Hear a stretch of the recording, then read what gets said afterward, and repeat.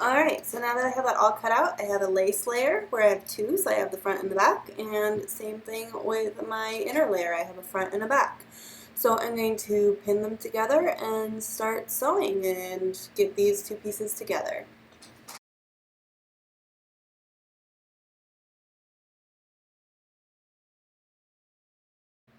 So as I'm pinning and putting this all together, I like to start at the underarm seam. You can see this is my sleeve. Because when you start there and go down to the hem, if things don't match up when you get to the hem, which sometimes they don't, and with bias, since it's stretchy and likes to just move around, there's a good likelihood that things won't match up. It's a lot easier to fix it at the hem, since we're going to be recutting the hem anyway, than it is to fix it at the underarm. So really with anything that you sew, dresses, shirts, anything, it's best to start pinning and start sewing at the underarm and go down so that you have that little bit of leeway just in case something goes awry. So now that we have everything pinned together, I'm going to start sewing this and start getting it together. Alright, so now that you have everything pinned together, I'm ready to sew into the machine. I've got everything set up with white thread because I feel like white thread is going to go great on the lace, and then on the beige it's going to be on the inside, so it's really not going to be noticeable. It's best if you choose a color that really matches your fabric well, because then you can't see any of the seams, and if you do any special stitching on it, you won't be able to see it. So what I've done is on the machine I measured out a 1/2 inch from where the needle is and just put a piece of blue painter's tape right there so I can really see where the side of the fabric is going to be going. Alright, so as I was saying before, you're going to take from the top from the underarm seam, you can see it right there, and we're going to sew from the top down. And you're going to line up the edge of this lace fabric right along the blue fabric. And always make sure when you're sewing, you can start with the needle down. It'll make it easier to control when you're stopping and going. Make sure you take your pins out as you go because you don't want to run over the pins. It will mess up your machine and everything. And start with a simple back stitch. So go a little bit, back stitch a little bit, and it'll give you a really strong anchor for your corners so they don't start coming undone.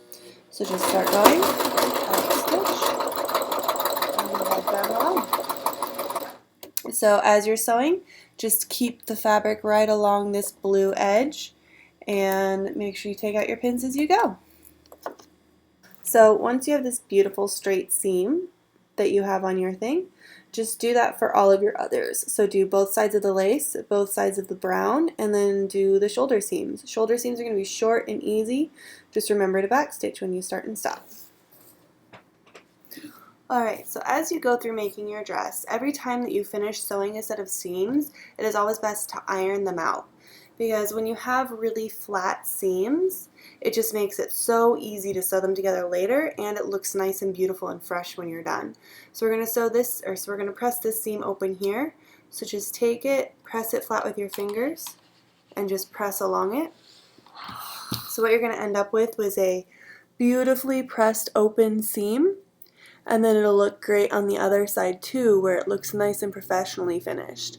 And you'll want to do that to all of your seams and just continue to do that as you go through with your project. So now we're on putting the two pieces together.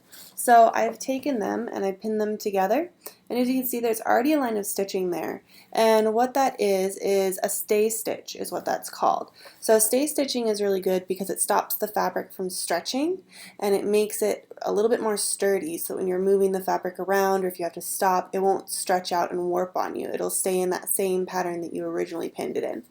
So you can stay stitch at the beginning of a project. It's usually the best time to do it. I waited until all my pieces were together to do it, but it's usually best to do it at the beginning. So stay stitch your lining and your lace, and it will just keep the neck from really sagging and getting too long on you. So I'm going to sew the two pieces of the neck together. So what I've done is I've put the right sides of the neck, I put those two together so you can see the seams on the outside of it. And what I'm going to do is just sew them together, and then we'll be able to flip it so that the two seams are kissing each other and the clean finish is on the outside of the garment. So what I'm going to do is I'm just going to start at a shoulder seam. Again, don't forget to backstitch, lining up my piece of fabric with this blue tape here, and taking out my pins as I go so I don't run over any of them.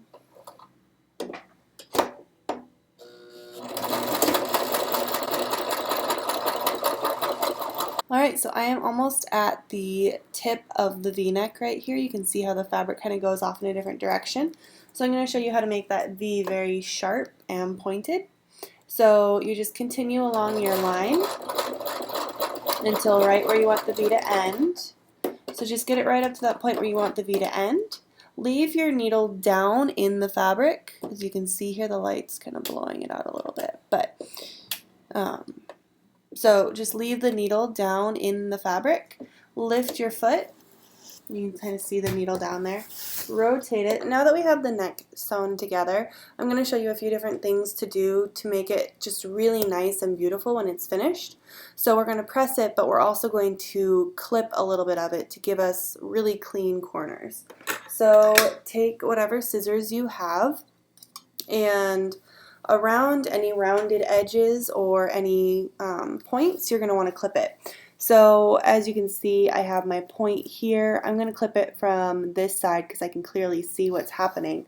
And I don't really have any other curves along it since it is a pretty straight top.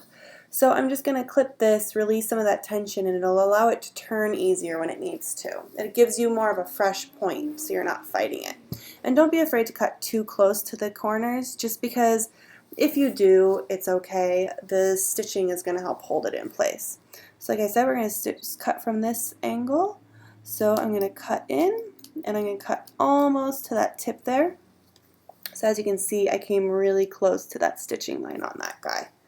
And then I'm going to cut a few more just around it, and you can cut through your stay stitching that you put there. Because the stay stitching, now that you have a line of stitching, it's not really doing a whole lot for you. And it'll hold in other places.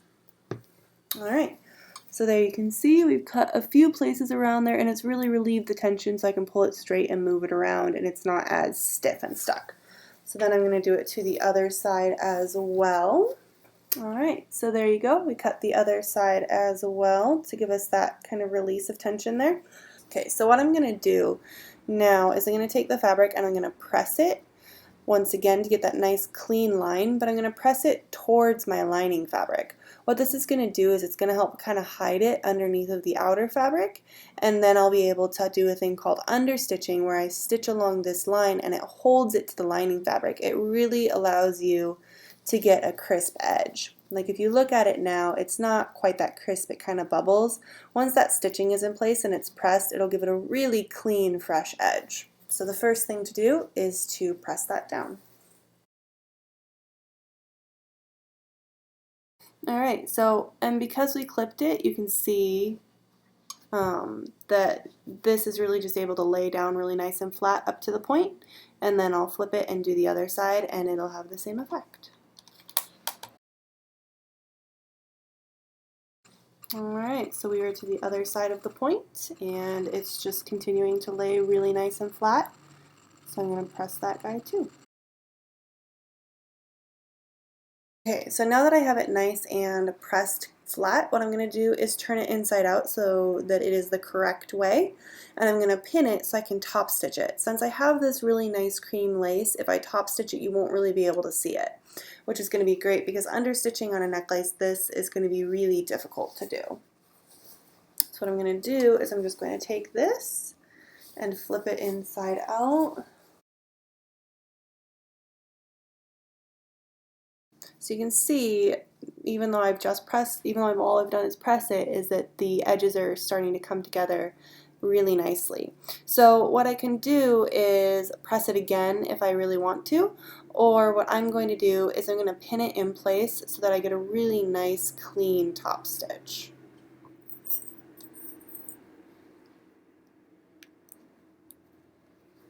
And what I want to do is I want to try and roll it just a little bit so that the lining fabric has just a little bit of lace peeking out so that the lining fabric doesn't stick out too much and become too much of a distraction. Another reason why I've chosen to do the top stitch is that when I go to do the arms, I'm going to have to do them by rolling them in and just top stitching along the edges, because the way that I've decided to do this dress really does not allow for me to turn it inside out once I've done the sleeves. So that's just a consideration to have when you're making this dress. You can make it more pieces, like if it had a seam down the back, or if you had left one of the sides open, it might be easier to turn. However, I've decided that I'm just going to do the sleeves that way because it'll be really nice and easy and give me the look that I want. So as you're going along, you can also do fittings with the dress just to make sure that it fits you still. Once I do the top stitching on the neck, I'm going to try it on and see how it looks.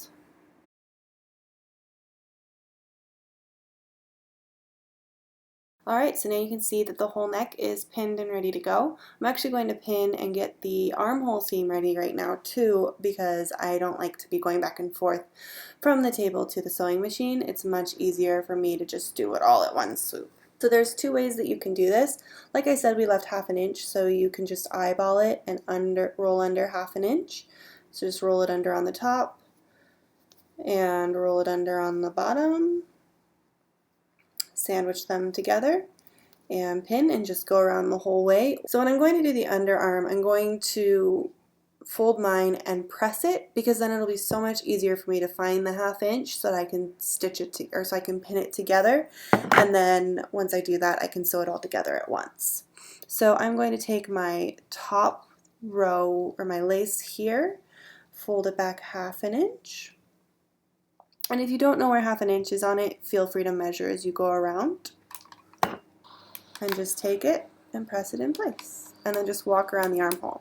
Now as you go, you might have to clip, because the armhole is a curved edge, and so some of it's going to start treating you kind of weird. Like right around here, it started doing something weird.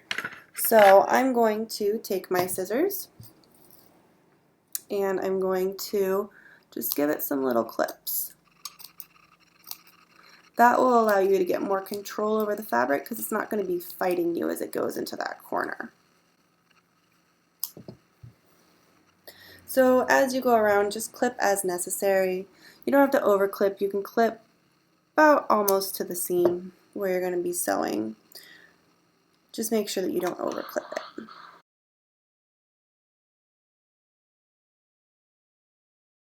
Alright, so now that I have one side nicely pressed over, I'm just going to switch over and do the other side.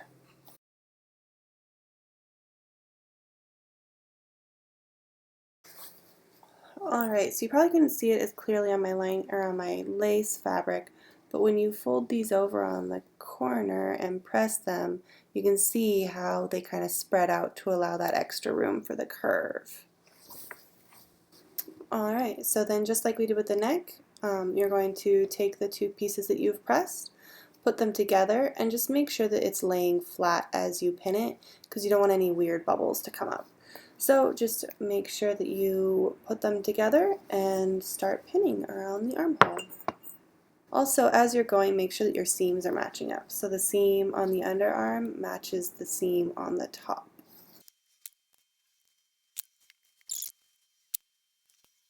Now I have everything pressed and pinned together. As you can see around the armhole, both sides are pinned and ready to go.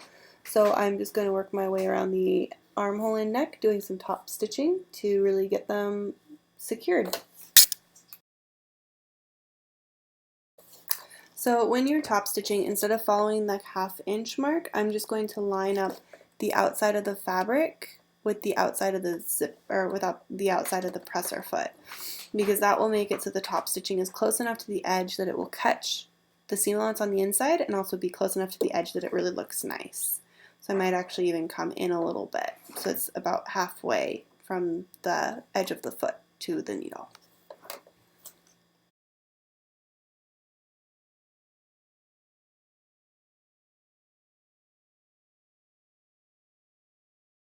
Alright, so you can see right inside we have a nice line, and on the outside you cannot see anything, which is wonderful, and it completed the nice armhole seam. So now to do the neck and the other armhole.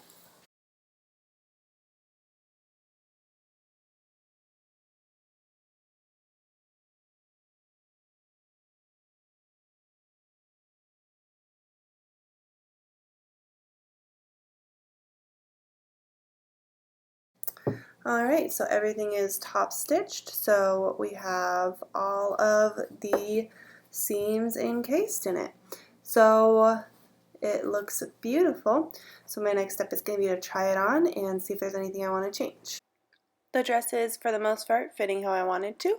There's a few alterations that I want to make, but join me next week and I'll show you what I'm planning on doing.